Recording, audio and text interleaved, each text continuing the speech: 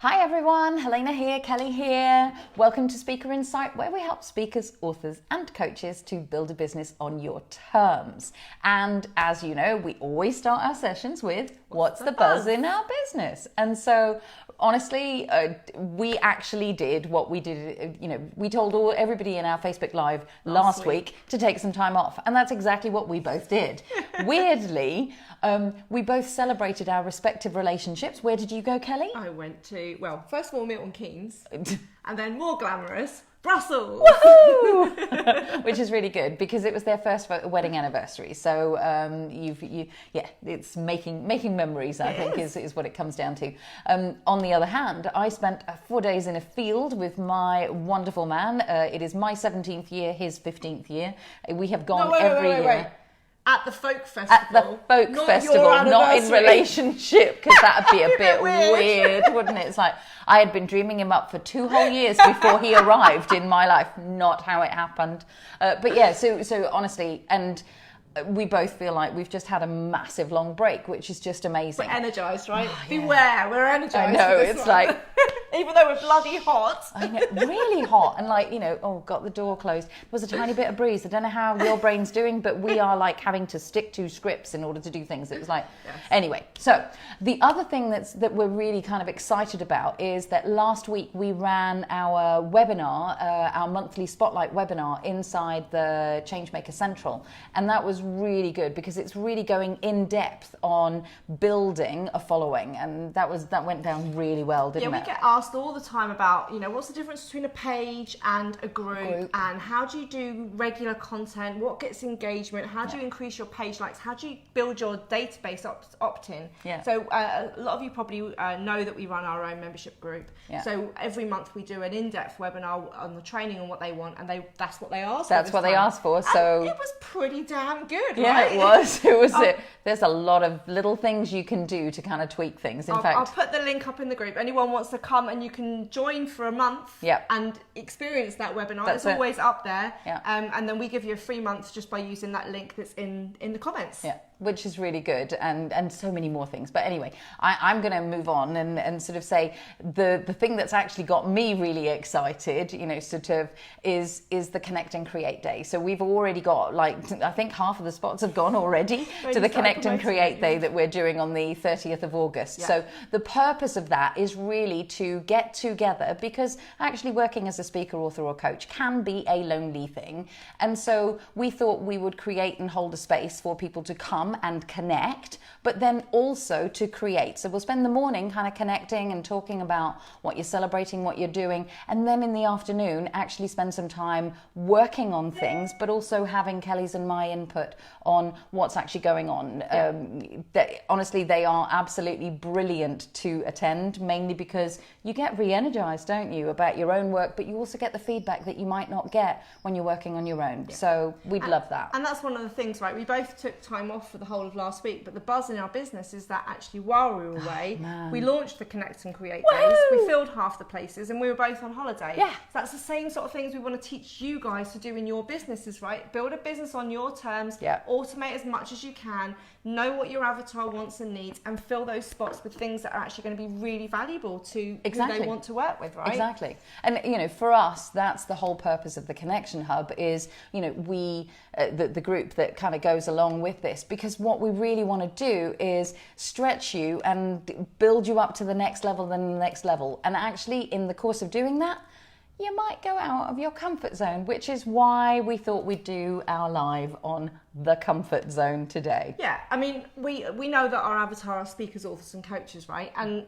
I don't think there's any speakers, authors and coaches out there that aren't in some way teaching your audience something like that to stretch their comfort zone, right? So whether it's the fact that you're letting them experience something new, or whether it's just the fact that you're coaching them to pull them or push them or kick them, or whatever it takes to move forward towards their goals. Because that's the well-known thing that we know, that if you want to have different results in your life, you're going to have to do things differently. And you're going to learn those different methodologies, experiences, skills from speakers, authors and coaches. Agreed. So you guys have to be walking your own talk. Yeah. Okay. So Role you've got model to it. think, we all have our own unique comfort zone, right? We're not born with the same comfort zone. Definitely not. The comfort zone that's created is created because it's your unique skills. Yeah.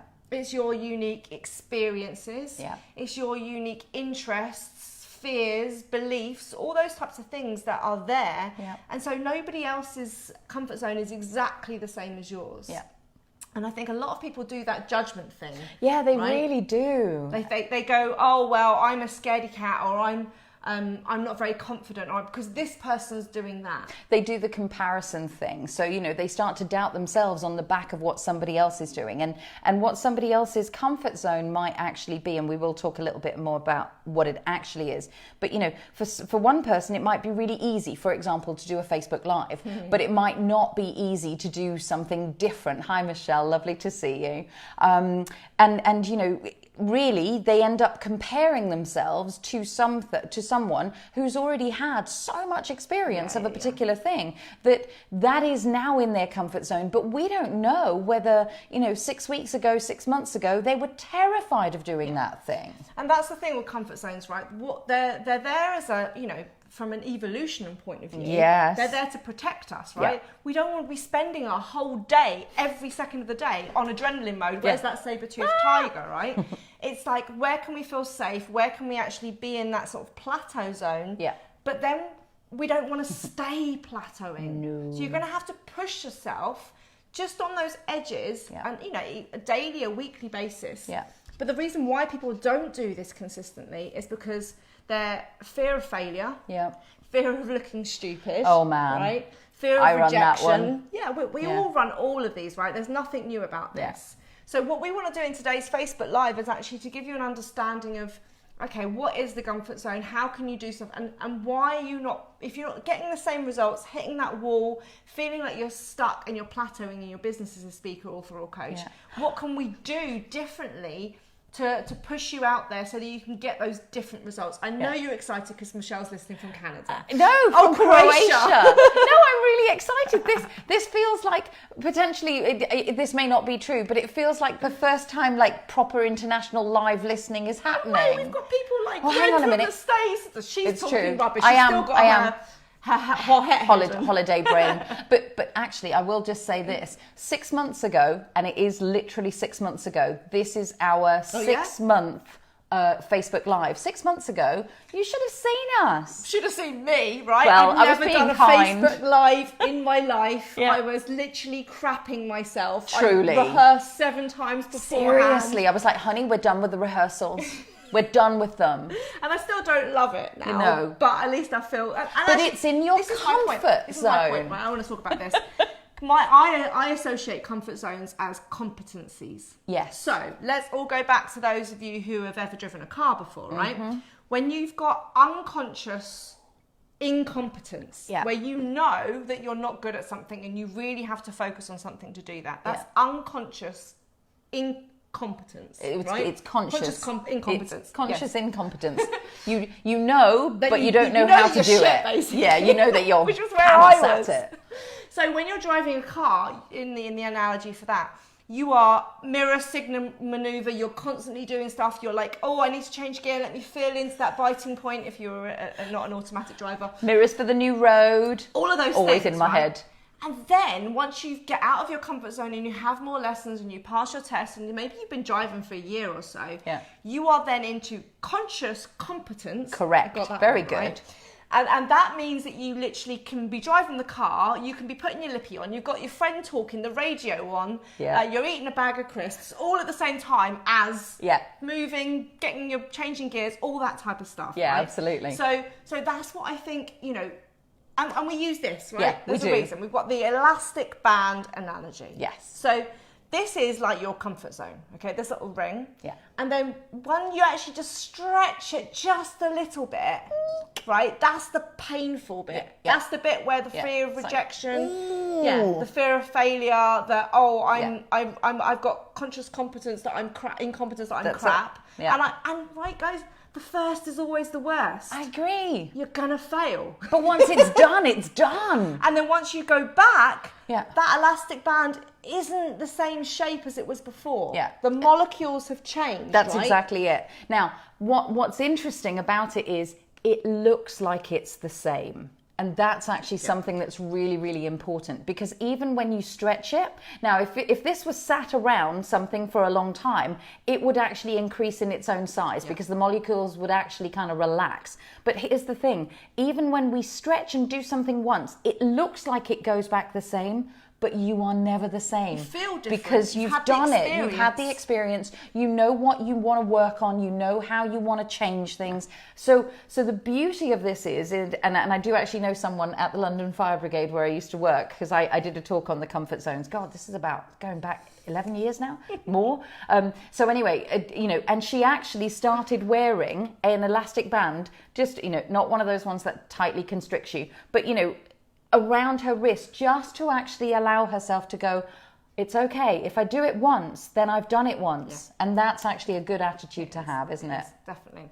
So you're going to explain a little bit about comfort zone, right? Yeah. So for those of you who've got notes, because those of you who listen often hopefully have got notes, best way to do it is to draw you either do it physically or do it in your head. Drawing a circle is the best way to describe what your comfort zone is. And inside the circle, you add in everything you are currently doing. So that might be the conversations you're having, the parenting style you've got, where you live, how you live, everything you listen to, what you're presenting, your tech savvy. It doesn't matter. All of it sits inside that comfort zone. Now, here's the key. Even though it's in the comfort zone, some of the things in our comfort zone are still things we still don't like, but they're in our comfort zone and they're things that we do habitually. So those are the things that you know how to do, whether you like them or not. And they are the things that make up your life. They're the things that we retreat to and resort to that actually allow us to feel comfortable and competent in most cases. Everything on the outside of that circle are the things that you desire in your life, but you currently don't have them. And in order to get them on the inside, you need to kind of do what John DeMartini calls, so he actually says the optimum level of growth happens at the edge of comfort and stretch. So you've actually got this beautiful thing where you have to step over and out of your comfort zone in order to get the thing that you desire. And you are going to have to do something new or something different in order to actually kind of move that forward. So here's a thought for you. What can you do today that you couldn't do a year ago? So last summer, there are things that you couldn't do. And actually, if you think of that thing, what can you do today? Facebook Live. I know, right? It's like, so in order to do that, how did that happen? You committed, you learned, you rolled your sleeves up, you asked for help, you experimented, you researched, you absolutely mucked up. You did it 7 times. You rehearse, you do all sorts of things. And some of those are on the inside, some of those you make a decision, some of those are on the outside. You physically set up the equipment and it's like, oh, okay, good. I can't unknow what I now know. And so you start to think about things differently. And as you start to think about things differently, you begin to move into the stretch zone and it starts to feel like your comfort zone, because that's actually the whole point about this, is that it widens. Now, here's the caveat. Stepping too far out or going way beyond or loading it up can actually feel like you're entering what our friend Karen Yates calls the panic zone. Karen Yates, who's watching at the moment. I know, right? I did ping her this morning because I thought she'd like this. So actually, the panic zone can create like pure overwhelm or procrastination. It can even mean that you kind of end up doing what I call ostriching, sticking your head in the sand going, la, la, la, this is just too much. I couldn't do it. Because our limiting beliefs, as Ian Kay sort of pointed out, is, that's one of the things that's at play here. Our limiting beliefs can get the better of us and keep us comfortable and safe inside that zone. Or we can kind of begin to go, okay, I'm going to have a go. I'm going to allow myself to fail. I'm going to allow myself to do something. But sometimes we actually do that comparison thing and go, I must be like, you know, for me, what that looks like is I must be from Marie Forleo. Like, damn already. I'm like, never going to have as good hair as Marie Forleo. Fair point, well made. Ditto. But like, she's amazing at what she does. She's amazing at what she does because she's been doing it for years, right? And this is the whole point. So for some of you, you absolutely thrive. Back to what Kelly was saying, all of our comfort zones are as unique as our fingerprints, right? So for some of you, actually that whole striving, having your senses on alert, like really stretching, going for the big leap is exactly how you get it done. And for others, it's about taking the tiny little step and then the step and taking this step so that I can see what shows up next. But whichever way you do it, particularly for those of you who kind of do the big push, you can't keep that pace up. No. In your body, it stresses you too much. In your mind, there's just too much to learn and you'll go into overwhelm and it'll be kind of, you know, you just get yourself too caught up.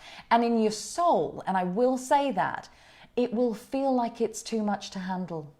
Like you actually get to the point where you just go, well, what's the point of all of that? And you can actually lead yourself in, can't you? But it can be quite traumatic. Exactly. Right? That's the thing where, and I know, you know, there's 3 different levels, right? You've got your comfort zone where you feel really safe and everything's familiar. Then you've got your discomfort zone, which is what Helena was saying. The biggest learning happens on that edge of where you're stretching, where you're just pushing yourself out. That's it. And it's really good for you to acknowledge your panic zone. Yes, it is. Because you knowing that, like, if you know where your panic zone is, don't plan to go into panic, right? Don't push that far as panic. Yeah. Because when you go into panic, you're in overwhelm, you're not learning. And you're creating stress and trauma. That's not good, right? So it's not saying you just do tiny little steps. It might be, but you've got to know what's too much. Yeah. You've got to have those 3. I'm in my comfort zone. This is my discomfort zone, which I'm going to push against, but I'm never going to go as far as my panic zone. Yeah. Right? And you understanding what those are, and again, fingerprints, they're unique, so your version of it will be different. Yeah. So interestingly enough, Kelly and I have different levels of comfort zone, right? So I know when I've pushed her, and she kind of, I think you pretty much know when you've pushed me, but our responses to them are different. And the thing about this is that as a speaker, author, or coach, you are going to be working with other people. You are going to be, whether it's collaborating, whether it's in partnerships, however it's working, learning how other people's comfort zones stretch up against yours can actually be really important, can't it? It is. And I think one of the biggest top tips from me to help you, because a lot of people go, yeah, okay, now I get my 3 levels of zones. Yeah. What do I do? How do I push myself? How do I make that first, small step into my discomfort zone? Yeah. And for me, the biggest thing is preparation, right? That for me that's where I can, obviously structure being my highest value. Yeah. That's the way that I can test the water. Yeah. So let's use the example that you said earlier, Helena, about Facebook Lives, because it's my example. Hey. And I know loads of people in the Connection Hub always say, when we did our Facebook Live challenge and stuff, that it's just doing that first one. Yeah. Acknowledge your first is always going to be your worst, right? So don't put the high pressure on you thinking it's going to be perfect and everything's going to go right and you're going to be Marie Forleo. Don't set those expectations, right? Or catch yourself knowing that you're doing it and just go, oh, hang on a second, that's not being, and this is my version, that's not being kind. So actually, please be kind to yourself, right? Yeah. And so, a lot of my clients, that whole Facebook Live thing, I was working with a couple of clients a couple of weeks ago and they were saying, we don't do Facebook Lives, don't know how to do it. Yeah. So I always encourage you to set up a test Facebook Live group, a private group where just me, if I was your coach, and you were in. Nobody else can see it. Yeah. But that's a way of you actually going, okay, I'm going to set the camera up and I'm going to learn where the record button is and I'm going to test the mic to see if this is good and I'm going to test the backdrop.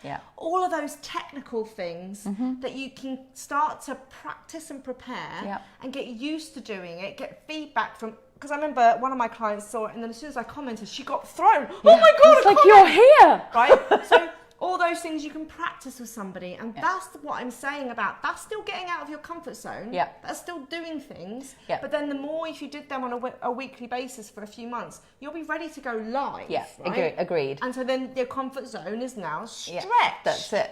Now, here's the amazing thing. Our minds are beautiful. And so you'll know this if you know me. Vision boards are a massive part of my life. So that whole kind of associating into the future, Ian's just made So, that whole kind of imagining up how you would like it and you, notice what I said, how you would like it, the future, and you to be in that future can also really help to stretch the comfort zone, or indeed do what Kelly said, which is almost do the whole, well, how can I prepare even better because I've noticed that limiting belief come up, or I hadn't actually factored in that I needed to, I don't know, book something in order to make it happen. So you can do that. Piece, but also in, like, say for example, you were a speaker and you had never spoken on a stage larger than 30, 40 people, and you've got a gig for 500. The best thing to do is go to that venue and stand on the stage and actually see how far you have to project your voice, which is different to a 30 people gig. Yeah. But my key for when you're associating the mind with the future is doing the guided visualizations, the looking to see what it would be. But the key thing is feeling it. Yeah. If you can feel what that thing is going to be like as a successful result, when you've done your first Facebook Live, when you've spoken on that stage, embody it. That's when you can actually bring the quantum physics real world that you want to happen to you happen. Yeah. It's not just about thinking it. They left this bit out of the secret. It's the feeling it. Why is that going to make you feel like, as also associating and preparing for the tech and the clue is in the name. One of the things I would always invite you to feel whenever you actually have that, on top of all of the other feelings, is comfortable. Like, so actually kind of, when you see yourself in this new state, when you're actually kind of doing that, make sure that you have a level of comfort and actually bring that in too, which is really good. Comfort for me is confidence. Yeah, right. Right? So there's much of a muchness. If I can't really, what does comfortable feel like? Yeah. Confident. Yeah, because, but the way that Kelly does that is all the preparation. For me, it's actually curiosity and excitement. So I have to notice their feelings. So I'm driving with the feelings, and for me, comfort zone, or even stretching into my comfort zone, I actually apply curiosity to what else is possible? Or how does it get any better than this? So those are the two questions that I ask an awful lot. Yeah. You've just actually brought back a memory that I have to share, because so TGI Fridays, you need to remember, if you don't know, I worked there for 11 years. I opened 17 TGI Fridays. That's where my love of structure and systems comes from. But one day I was actually asked, literally at a day's notice, I had never done, I've completely forgotten this until this moment, right? So I was asked on the day, like 24 hours, the day before, one of our managers, general managers, so used to going up and representing the place, I was a trainer at this point, they said, would you go and do the 1 hour talk for him at this particular, sort of, I think it was about customer service, that sort of thing. And so I had to prepare for it, I had to actually rehearse it, I had to do it all, and I failed miserably. I cannot even begin to tell you how awful it was, because I didn't understand timing, I didn't understand about speaking fast. Either, right? It was just, well, actually, I had to make it my content, so I had to kind of pull some of these things in. But what was interesting for me was I was so far, I was in the panic zone, I can't even begin to tell you. But when I stood on the stage and began to realize that, I wasn't going to get half of the things said that I was going to actually say, what I needed to do was actually just get completely comfortable with who I was being in that moment. Doing it your way. And doing it my way is always about, okay, well, I'm going to mess this up completely in terms of what the plan was, so how can I serve the people? And that was literally all that I did. So I cut it completely short and ended up kind of doing an okay job, but I didn't fall apart at the end, which was really amazing. And that's about being present. Yeah. People that are comfortable, confident, can be more in the moment because it's something you're familiar with. It's something that isn't new. You've practiced, you've rehearsed. You feel like you've got those old pair of shoes on. Groundedness is just, it was just being said. So that's a thing that is actually, when you're more present, you can actually be more in the moment. Yeah. And, you know, be more authentic and feel. Yeah. And this is exactly it. So we'll keep coming back to, you know, Kelly and I are always going to do what's the outer and what's the inner that actually kind of need to be at play here. Because for you to be your best self as a speaker, an author, and a coach, you need to be as present as you can be. And that is the marriage of these two. Yeah. So, wow. Okay, so do you want the 6-step Helena's guide to how to get out of your comfort zone without going straight to the panic zone? Hopefully the answer is yes. I'm going to make an assumption that it's yes, right? We got some likes, yeah. So it's good enough. So the first thing to do is, number 1, tap into your desire. Know what you want and what it's going to do for you. We've talked a little bit about that. So once you've tapped into your desire, number 2, decide. You actually need to decide why you're going to do it, and making it part of your why is going to allow you to really get excited about what you desire, right? So tap into your desire, decide. The third thing to do is to get momentum. So whether that is a big leap or a small step, actually tiny things layered and layered suddenly mean that you get to expert status. I don't know about you, but sometimes that's just that whole, wow, I can now totally do that. Without realizing it, right? It's the tiny practice, which is how it goes. Now, or at least you get to the competent stage, good enough, right? So tap into your desire, decide, get momentum, and then make it important. Number 4 is make it important and focus on it, i.e. do it often and actually get more excited and productive about it. Begin to incorporate it in. Look for opportunities to actually incorporate in the thing that you are stretching into. Yeah.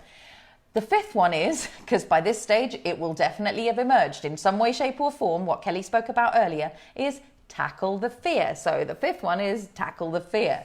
And it's bound to happen. So just invite it and go, you are the one that has shown up. Let's see how we deal with that today. Bring it on. Bring it on, exactly. And that's number 6. Number 6 is bring it on or tackle the fear. So you know, breaking it, or rather, number 6 is breaking down that fear. Break the whole thing down. Get some help. Support yourself. Yeah. You know, reach out to those that you know support you. And most of all, and I'm obviously going to say this, is don't take it so seriously. Have some fun with it, right? So tap into your desire. Decide, get some momentum, make it important, focus on it, and then tackle the fear by breaking it down. Yeah. That's it. And when the last thing is going back to when you really understand what is it that I'm fearful of. Yes. And a lot of people will, like, when we go back to the Facebook Live thing, it's the tech. Yeah. Right? It's not so much about what they say. Some people go, I don't know what I'm going to say, but that's fine. We can deal with that. Yeah. But there's most people like, I don't know which way to swipe to see comments. And what happens if my phone goes dead? And, you know, all those things. Yeah. So that's when you break that thing down and go, well, let's deal with it. Let's do it. Let me do a comment live. Yeah. See how you deal with it. See how you respond with it. Okay, good. You know, and it's that handling every eventuality, which is what then stretches the band. Karen's just actually reminded us, you know, Taki is a fantastic coach, and he comes out with some beautiful one-liners. And actually, the saying that she's just kind of pointed out is, fix nervous with service, which is just beautiful. Yeah. So when you take the focus off of you and onto somebody else, you're going to feel less nervous and conscious about, oh my God, how do I look? Am I saying this the right way? And of course, this brings us straight back to where we always come back to, which is it's all about the other person. It's all about the avatar. Always. Gonna get every book. I know, right? Every single one. So, 26 of them. Go. This is a great book. I'm sure everyone on the live has heard back of this. To front, so tell them what it is. Susan Jeffers, Feel the Fear and Do It Anyway, right? We'll put a link to it. I've got a little diagram of the comfort zone, but for some reason I can't put an image into the comments. We'll do it afterwards. I'll do it afterwards. So this is a great book, guys. If you are feeling you want to push yourself for the next 6 months of the year and really get out of the comfort zone, this, you know, builds on the 6 tips that we went through today, but really gives you some understanding of yourself. Yes. And what's holding you back. I always say, you know, I want to hear from you. Put in the comments what you are going to commit to pushing yourself for the next 90 days. What's the thing you're going to do to get out of your comfort zone? Or for some of you, it might actually just be asking the question around, this is how I know I've hit up against my panic zone. What can I do? Because actually getting specific with something might allow others to go, I do a version of that. This is what I do to get beyond it. So help each other out. Yeah. And on that point, that's one of the things. Once you've said what you're going to do, what you're going to commit to pushing yourself, then get accountable, right? Please. So I know a lot of you that are on the live are here in our Changemaker membership group where we hold you accountable every week and we work out what went wrong on the Friday or what went right and support you. So there's the link in the comments for the free month. So you can get the webinar and you can get months worth of free accountability and coaching from us. Just check out the link and use the VIP code. Yeah. But whatever you do, I want the comments in here, whether you're watching this live or you're watching this on the catch up. Yeah. What is the thing you're going to push yourself out? Yay! Not to the panic zone. No, please. Just to the discomfort zone. Yeah, that's it. So that over the next quarter, you can actually feel comfortable, confident, grounded, familiar with this thing. And the thing is, and the thing is, all of you know what the one thing is because you've been thinking about it for at least the last 3 months. So Roger's just asking, what's the book title? It's called Feel the Fear and Do It Anyway by Susan Jeffers. But I will put an Amazon link in there for you as well, Roger. Beautiful. So let us know. Let us know what you're going to commit to. Yeah. Let us know what you're going to push yourself at. Yeah. And it's the last day of sun, I think, today. What? So it's going to be... What are you talking about? Yeah, that's ridiculous. Rainy and cold. Right, well, in that case, we're going to leave you and go out in the garden and do some work. Right. See you later. Have a good day. Bye.